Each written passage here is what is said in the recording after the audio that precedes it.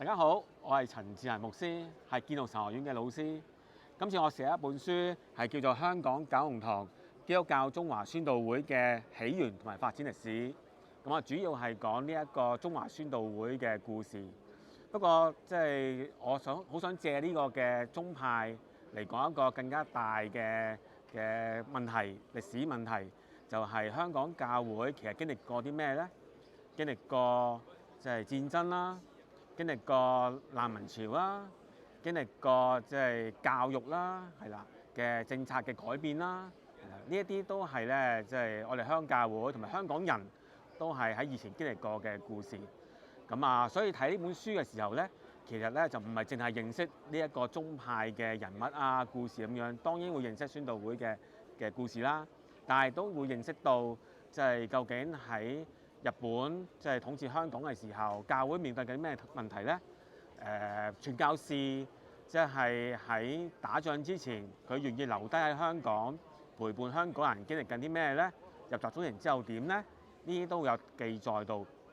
亦都係會講到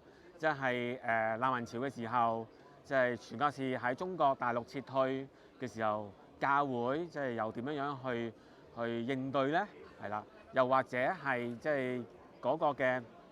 教育政策改變嘅時候，教會可以辦學啦。我哋今日香港有好多嘅教育學校，點解會喺50年代突然間好多出現呢？呢啲都會一直都會係喺本書裏面會發現到嘅事情。因為呢間教會喺九龍塘開始，咁啊亦都會講到九龍塘區嗰個嘅發展嘅故事，喺木屋區啊，之後就係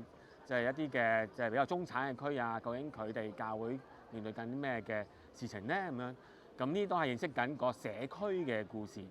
咁啊，九歷史可能俾人覺得好沉悶嘅，但係其實我哋作為香港嘅人，係啦，認識自己土生土長嘅地方，認識自己土生土長嘅教會，其實都會知道我哋以前嘅人發生過咩事呢？讓我哋知道認識過去就知道。認識今日點樣去向前行，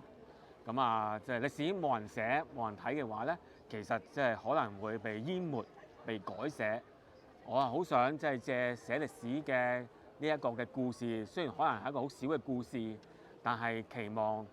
我哋嘅香港嘅歷史、香港嘅教會歷史可以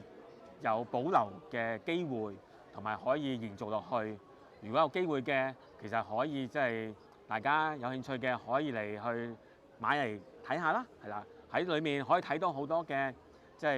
小故事同埋人物嘅傳記，裏面亦都係有一啲嘅歷史文獻，其中有一篇就係講傳教士面對住日本侵華嘅時候，侵略香港嘅時候，其實佢嘅遭遇係啲咩呢？其實都係對我哋今日信徒好多嘅激勵嘅。咁啊，所以歷史唔係一個過去嘅事，亦都係係同我哋今日有關嘅事。